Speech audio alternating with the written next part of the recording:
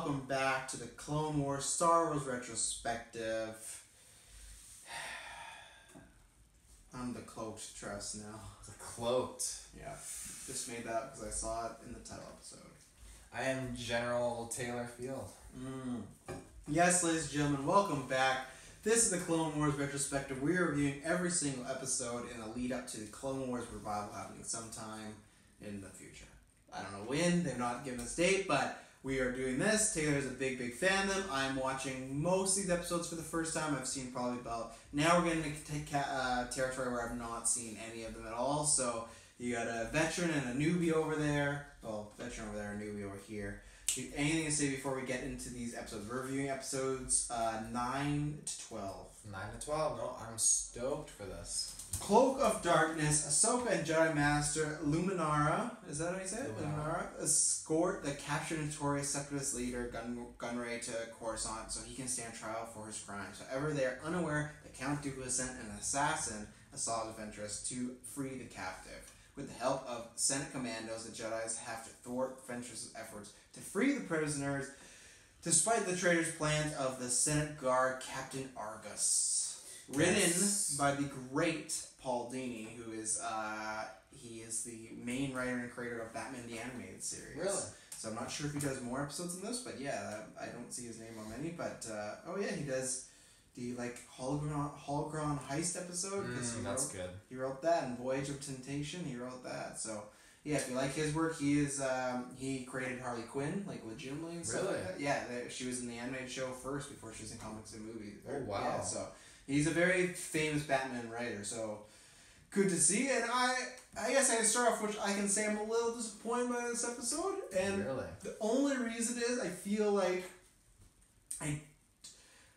I don't know anything about Luminara, and I feel like I still don't know anything about Luminara other than she's a good Jedi Knight or Master. But I feel like either I needed some episodes before to establish her a bit better, or I needed someone else like a Plo Koon or a Kit Fisto in there that I knew previously. Is she in the movies? Yep, she's in Attack of the Clones and Revenge of the Jedi, I believe. Okay, I think I recall her, but the thing was, at least we've gotten a Plo Koon episode. I guess the thing is, a Plo Koon, so this is the thing, the Plo Koon episode was action-oriented, but you got to see, like, him talk a lot with his, like, the wolf pack or whatever they are, where this was just her doing a lot of action, other than, like, her saying, yeah, we gotta get him there for his crimes. And I guess there was a few times where she has a back and forth with Ahsoka of, like, you know, terror is not the Jedi way, but that didn't have much weight because Ahsoka's pretending, right? She's not actually threatening to hurt him, so, like, I thought, and the same with Ahsoka, I felt like I needed more from both these characters, a bit more to be invested in this episode, but I still liked it. The Jedi battles, like lightsaber duels, are great in this. Like, there's flashbacks to me of, like, Qui-Gon and Obi-Wan versus Darth Maul, because it's just the platforms are, and that was all really well done. Those were great. The action scenes and all those were good. The kind of twists and turns throughout the episode were really good. So I don't think it was a bad episode. I just think I needed one more episode to establish this Jedi. Is she a Master or Knight? I took her to be more of a Knight. I don't remember ever seeing her on the Jedi Council as a Jedi Master. But Obi-Wan's a Jedi Master, isn't he? He is, and he's on the Council. He is on the Council? He's on the Council. Remember in Revenge of the Sith? But not in Attack of the Clones. Attack of the Clones, he was still Jedi Knight. Really? Yes. No, let's see. He was a Jedi Knight, and Anakin was his Jedi Padawan at the time. So if you're a Master, you have to be on the Council? No, because I'm pretty sure Qui-Gon was a Master. Or maybe he wasn't a Jedi Master. I'm not sure how the ranking goes or what they do, but I'm pretty sure Luminara is a Jedi Knight, because even if you look at her on the great... Well, who knows when, but it says she was a female Jedi Master during the final days of the Jedi Order. So maybe she... The final days. So then I think at this time she probably was a Jedi Knight. And I say that because if you look at how she is in the way she acts... like the equivalent to other Jedi Masters. Mm-hmm. If you look at the way the Jedi Masters act, like Plo Koon and everything, they're very composed. They have a certain kind of distinction. Even the way they fight is very, very good. They have no sweat fighting, you know, like a Grievous or any of these other characters. I feel she's kind of like that. She's the way she talks, secluded. she talks like, you know, a Jedi Master could, but the way she fights, she's sloppy and she's very much like a Jedi Knight at that sense. And I feel like, I feel like she's a Jedi Knight. Okay. I think at this point in time. I could be wrong. You know, if I'm wrong, correct me, comment it. You know, let us know. Is she a master or a knight? We need to know. Mm-hmm. But one thing I do want to shout out for this is you can take note about how this kind of goes into what we talked about in the first episode, I think, of the Clone Wars Retrospective.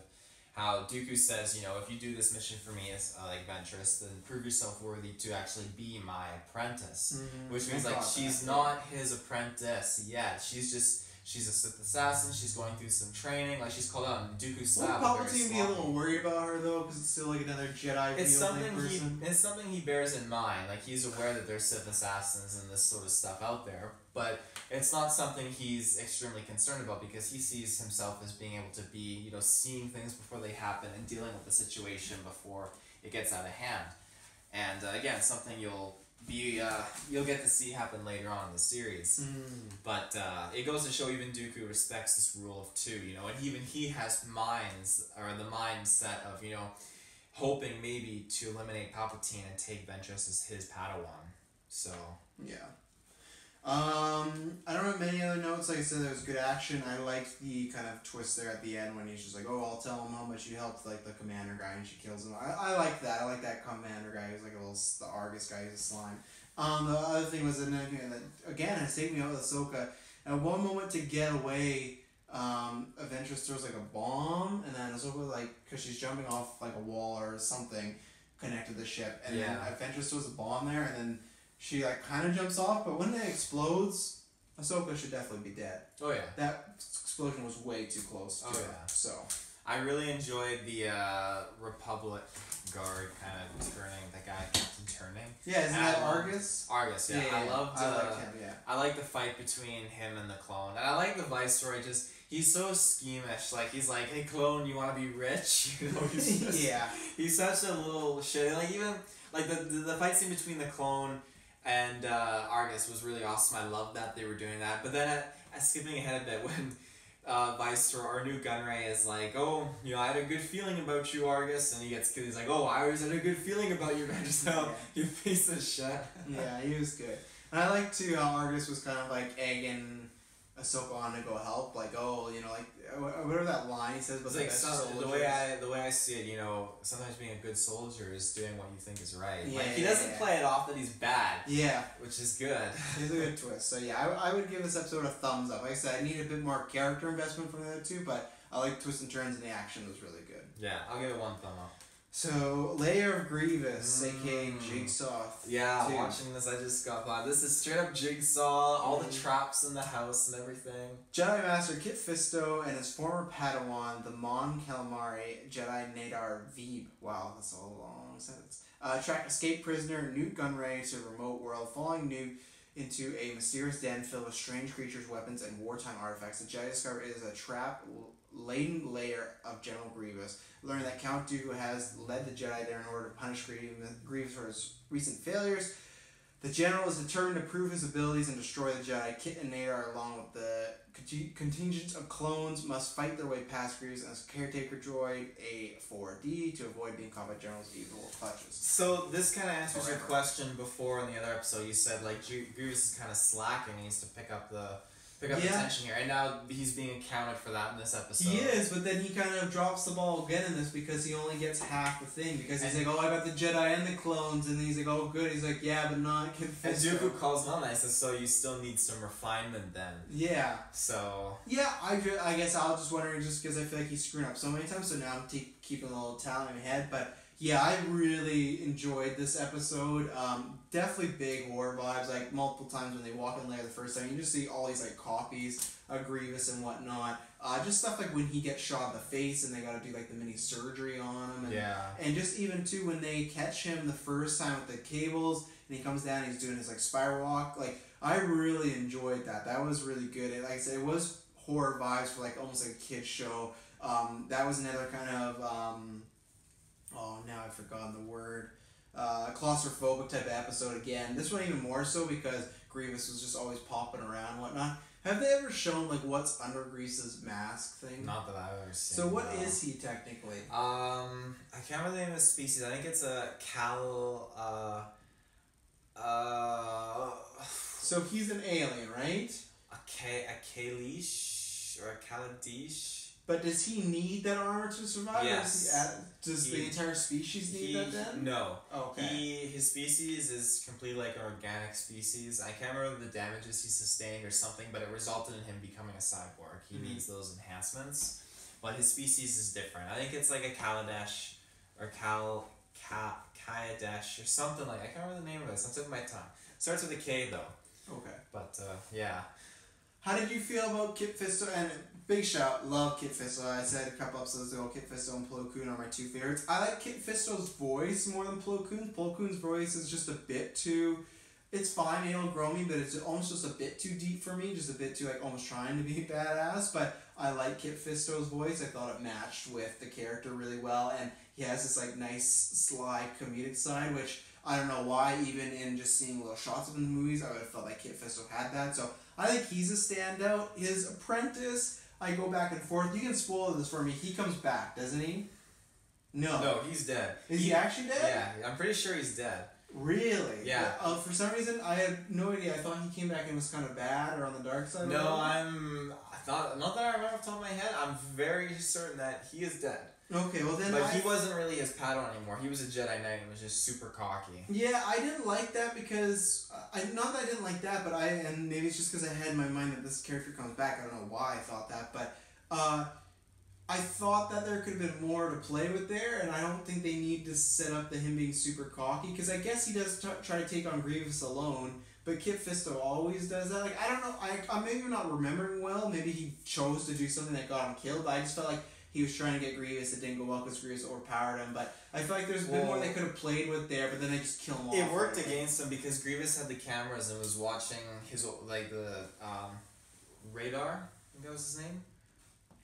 I don't know who you're referring to. The Mount Calamarian, the Jedi Knight. Nadar. Nadar. So Nadar Veeb. He was Veeb. He was watching the cameras and he saw Veeb's attitude and mindset, and he obviously Grievous identified that he'll be able to take him down. He's overconfident and everything. And it went to show because Veeb didn't go through the door when Kit Fisto said we need to go together. The door closed, and I mean, Veeb, he didn't make it. No. Yeah, I really liked this episode. I liked that he was at the end, like he tried to fight them off as much as possible. This was the first episode we saw Grievous use 4 lightsabers instead of the 2, and I like that he kind of bounces away once he knows he's lost. So yeah, I quite enjoyed this episode. I really got a kick out of how when he's like, enjoy my house or whatever, and immediately the floor opens up. That one guy is toast, but the other clone, he caught on to it. Those reaction times were quite something. How did you feel about the creature? Because Grievous actually got sentimental when the creature died. I liked that. I wish I don't know if we get more of that, because Grievous to me, he's an odd character, because even in the movie you do get a sense that he has some sort of personality to him, so I do want to know more about him, and I hope I learn more about him in the Clone Wars, but I feel like it's like sometimes they add that in there, but then they don't do much with it, so that's what we'll see continue on. But I liked that. I liked because Grievous is just like, he's a strange guy. I just feel like he's been through quite a bit, and I feel like maybe he's just like mentally unstable. And I don't even mean that as a joke. Like, that's just the vibe I get from him, that he doesn't know if he's coming or going. You know? So yeah, I liked that. It sucks that his buddy got killed off. I love how Kit Fisto, we got to see him with the dual sabers and just some action, and like he knew when to retreat, and I liked how he just took off and he did a flip and he's on his Jedi Starfighter as it's flying off. It just he was super cool. Could have timed that out really poorly. Oh yeah, no kidding. But super cool episode. Easily, this is a 2 thumbs up for me. I'd give it a thumb and a half, because because I didn't know if I liked the vague thing. I think they could have just had him not be super cocky if they were gonna kill him, but I guess it's showing a different version of it. But yeah, a thumb and a half. So. Episode 11, Dooku Captured. During their own attempt to kidnap Count Dooku, Anakin and Obi-Wan discover that the Sith Lord has already been captured by pirates, not Johnny Depp. Hondo Onaka? I'm just gonna say Hondo because that's a lot easier. Hondo and his gang of pirates hold Dooku captive in their den of Florium and hold him for ransom. It's up to Anakin and Obi-Wan to see if the offer's too good to be true. What did you think about this episode? I quite enjoyed it. I love Honda. Hondo. Hondo, right? Not Honda. That's Hondo Anaka. He's just he becomes throughout the series this character that. Oh, he comes back. Yes. Oh, good. That's yes. exciting. He is. As far as pirates go, he's just such an amazing character. You just don't like him, but you have respect for him, and you end up. Oh, I like him. You like him? Oh, he's yeah. he's such a sleazeball, but he's got. Morals. He's a charm. He is. He's. I don't know if he has. I wouldn't say he has morals though, because he does turn his back on Obi-Wan Anakin. He does, but he's looking for a profit, and he does that throughout the whole franchise. He's scheming and connives, but he does have, and eventually you'll get to see. I think it's the next episode, but he does have a layer of respect. When he is shown respect and honor, it's like he identifies that and he will repay his debts. He's very loyal in that sense. Okay. And just his the way he acts, when the Jedi go to pick up Dooku or just go and inspect Dooku or whatever. Excuse me. I love how he's just so like friendly and everything and all that, and I guess I'm trying to remember like more details in between. I guess I'll go right to the end part of the episode when he just gives him the drinks and the Jedi just use the Force and switch the drinks around. I get a kick out of that. But my thing was, so that's what I mean. Am I missing something? Because they put something in the drink. And it's still. Are you meaning the next episode? Yeah. And they woke up passed out. Yeah. And I was like, that doesn't make any sense. I'm just taking it as they got really smashed or something. Yeah, I didn't like that at all because I really liked the cup switch. I was like, oh, this is fun. They're gonna pretend that they're captured or whatnot, but no, like they just got kidnapped. I'm assuming that when Hondo realized what happened, maybe they just did an alternative. I needed to see what happened there though because it didn't make much sense in the next episode. But yeah, I really liked this episode. I liked the idea of the pirates. This gave me lots of flashbacks, events Old Republic, like especially I can't remember what plan is. It's a plan that of course it's blown up. But in the first little bit in the game when you're in this underworld of Knights of the Old Republic and you're just dealing with little gangsters and whatnot and mobsters and you can go fight in like the battle area and you do bets and everything, like the whole bar scene and everything, the canteen that they were in was great. Hondo was great. I liked the look of them all because sometimes I find, and that's with every single generation of Star Wars, sometimes the aliens can look great and sometimes they're just like almost too cartoony. I like their look.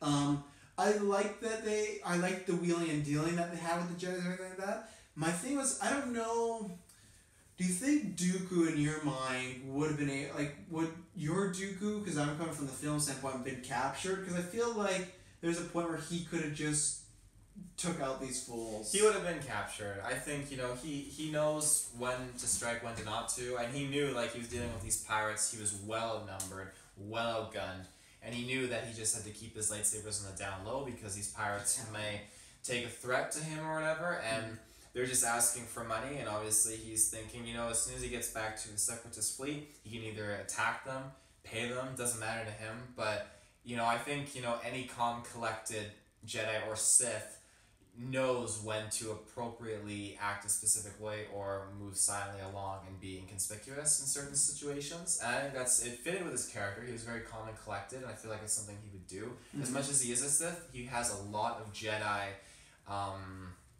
nobility and I don't want to say honor because he is a Sith, but he has calm and composed kind of mindset that Jedi do have. Yeah, is every Sith a former Jedi? I feel like Darth Maul was never. No, Darth Maul was recruited into the Sith, but lot of. I think it depends because he was recruited when he was still he was Yoda's Padawan and he was Qui-Gon's master. So I feel like he's gone through so much time as a Jedi that has just resonated with him to be very humble and be very composed and calm and collected for situations. Yeah, I feel and I'm not comparing this because of this old dude villain, I feel like I get lots of Magneto vibes from him where he is a bad guy and he's doing bad things, but he does have almost a code and he's not going to be a guy that would if he had a lightsaber, I don't think he would kill Obi-Wan or Anakin behind their back or anything like that. He does have this code with them. I feel like he would give them a lightsaber or would kind of almost scratch your back, scratch mine. They almost tried to help each other in the next episode, so you see that. So I feel like he's willing to do his goal, but he still, because I think that's where the Jedi-ness is still in him, where he has that sort of, where Darth Maul I feel would take you out in a second. I feel like Darth Maul, even though he was an apprentice, he feels more like an assassin in my opinion the way he is. So I can agree with that. So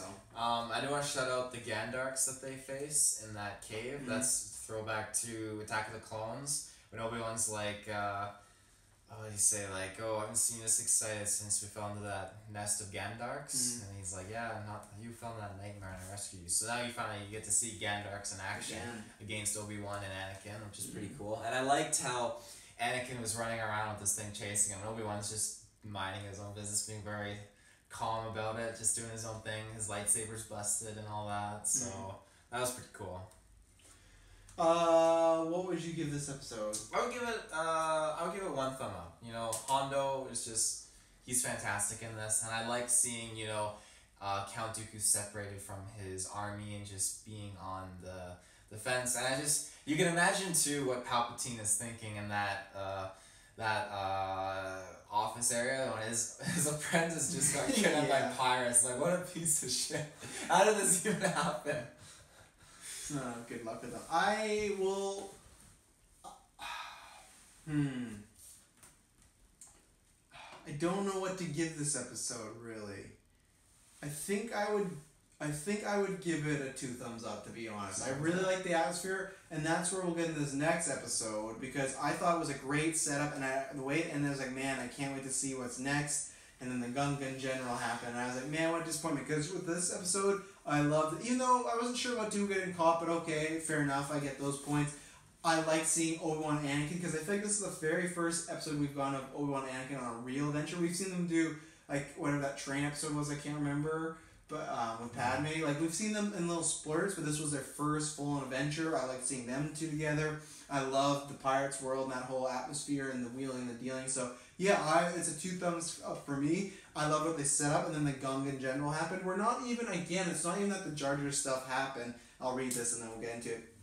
Anakin and Obi-Wan have been duped. How? I don't know. So that's another thing. And are being held for ransom with Count Dooku by the Pirate Chief Hondo and his second-in-command, Turk Falso.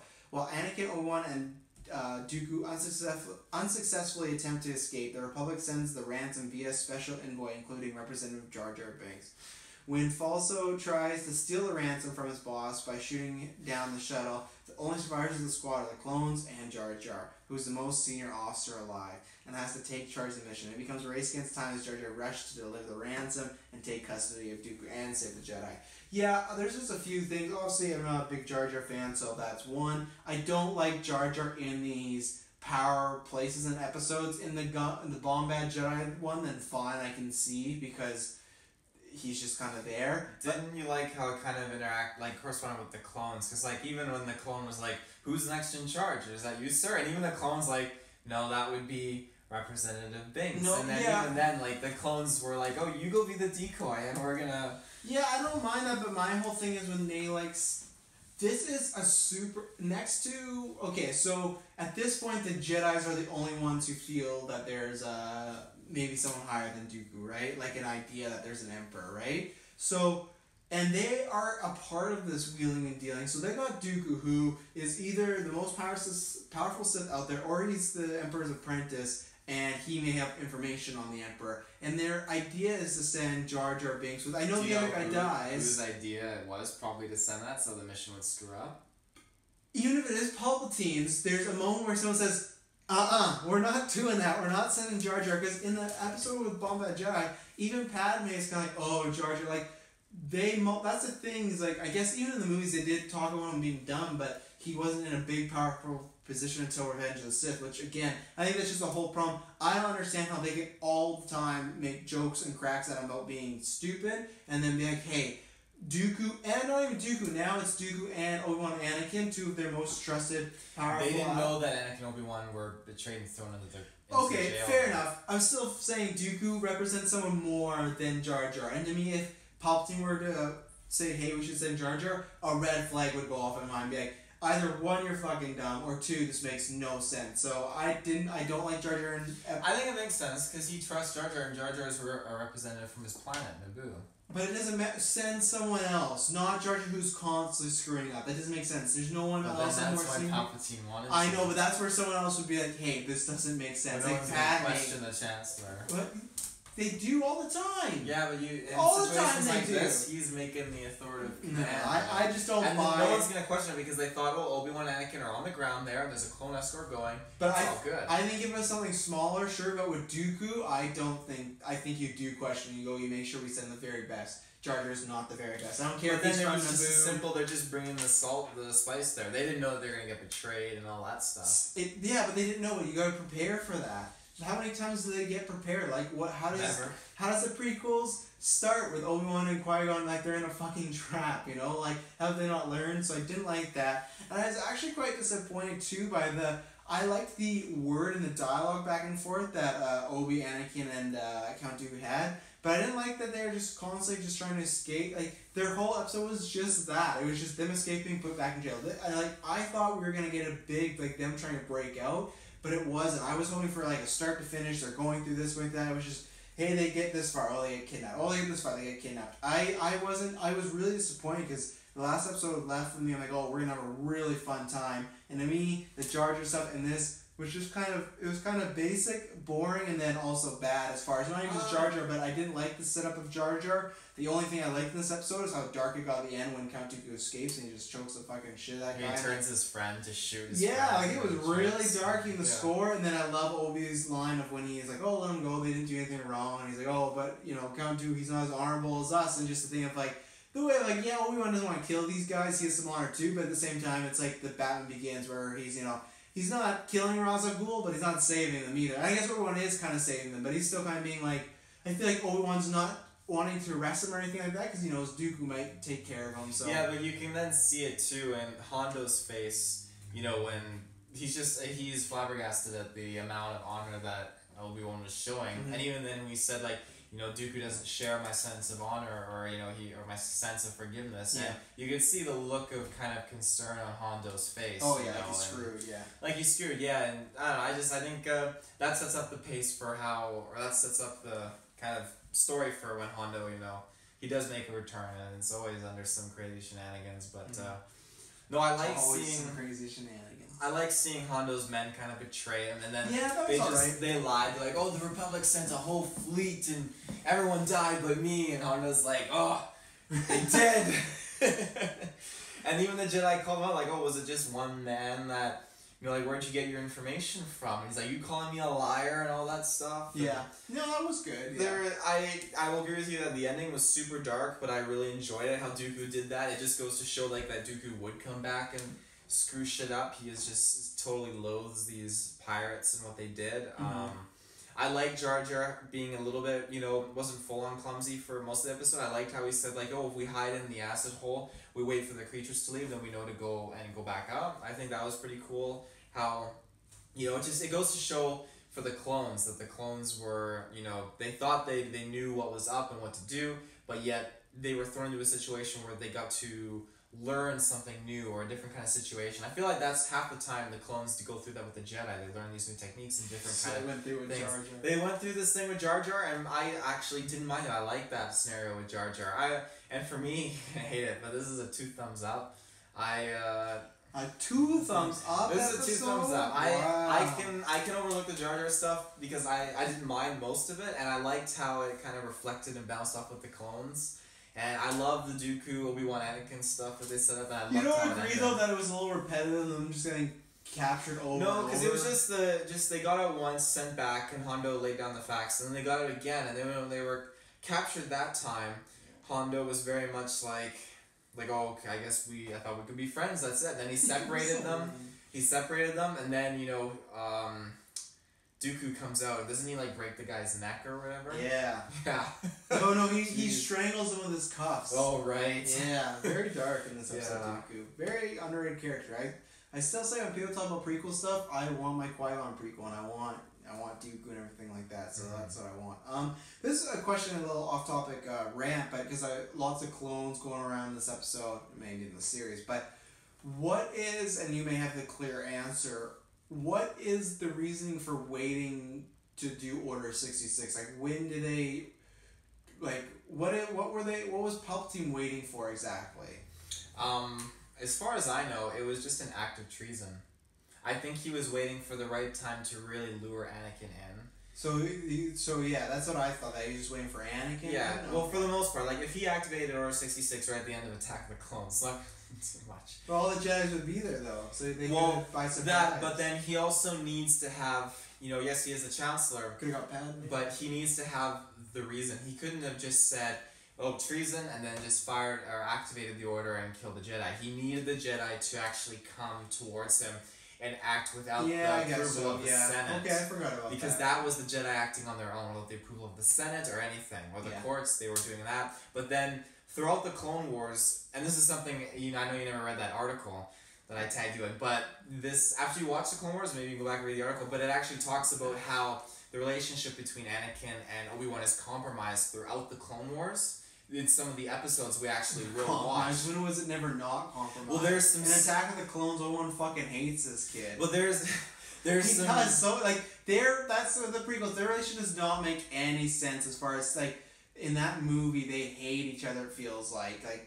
And then Anakin at one point refers to him like a father, and then the next one, it's like he's like a brother, and then they're like love. It's like they did not do a good job in the movie. There's just some stuff that happens in the Clone Wars, from what Obi-Wan does, and it really affects and compromises the relationship. And throughout all of that, Palpatine wastes no time throughout the Clone Wars series nitpicking and turning things and events against Anakin and really pulling him away. And something in the article as well that mentioned too is the fact that with Anakin, when something happens that with Obi-Wan, where he tries to rectify a situation to save a few people, with Anakin, he tries to rectify a situation, but when he loses control, he doesn't look at how he can change things around the surrounding people or environment. He looks at the only solution is to reach out to control the galaxy, to create reform and change. And when he can't do that, it just compromises him. But there's so many things that just Sidious plays upon Anakin throughout the Clone Wars series, and so I'm excited to see it. It gets so good. I'm so excited to go through more seasons. These first seasons are a little rocky, but we're plugging away. We're doing good. Mm-hmm. What is your favorite episode of this?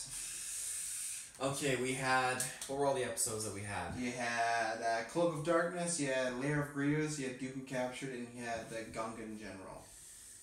I'm going Dooku Captured, just a hair Lair of Darkness. Just a hair. Or Lair of Grievous. Yeah, that's an Ozzy Osbourne album. Yeah, just because I liked the pirate world, and because in Lair of Grievous was just that apprentice thing that I had. I don't think I gave it I think I gave it a thumb and a 0.5. Yeah, I just really like the world building that happened in Dooku Captured. I like Dooku. I like the Anakin Obi-Wan being together. I liked what it set up. It didn't do... And this... I didn't even get for Gungan General. It would be right in the middle of my thumb. There's some stuff that I liked a little bit, but I didn't hate the episode.